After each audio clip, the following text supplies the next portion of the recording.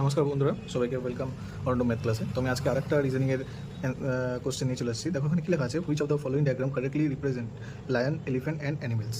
মানে হচ্ছে এই যে আমাদের ডায়াগ্রামগুলো দেওয়া আছে, এখান থেকে আমাকে রিপ্রেজেন্ট করতে লাগবে এই লায়ন, এলিফ্যান্ট, অ্যানিমেল, এখান থেকে রিপ্রেজেন্ট করতে লাগবে। তো এরকম এরকম অনেক কোশ্চেন তোমরা বিভিন্ন বিভিন্ন কম্পিটিটিভ এক্সামে তোমরা দেখতে পাবে। তো এটা দেখো, এটা কী বলেছে, এটার মিন হচ্ছে লায়ন, এলিফ্যান্ট আর অ্যানিমেল। মানে এটা কিসের সাথে রিপ্রেজেন্ট করছে, মানে এই কোন ডায়াগ্রামের সাথে এটা রিপ্রেজেন্ট করছে। দেখো আমি যদি প্রথমে যদি এটাতে যাই, অ্যানিমেল, এই দুটোই তো অ্যানিমেল, হ্যাঁ কি না, এই দুটো হচ্ছে অ্যানিমেল। তো দেখো আমি যদি একটাকে লায়ন আর একটাকে এলিফ্যান্ট ধরি, তাহলে কিন্তু এটা কারেক্ট হচ্ছে। কী হিসাবে কারেক্ট হচ্ছে, এটা হচ্ছে অ্যানিমেল, এটা হচ্ছে অ্যানিমেল। এবার এলিফ্যান্টটা পুরোপুরি আলাদা আলাদা একটা অ্যানিমেল, আর লায়নটা হচ্ছে পুরোপুরি আলাদা একটা অ্যানিমেল।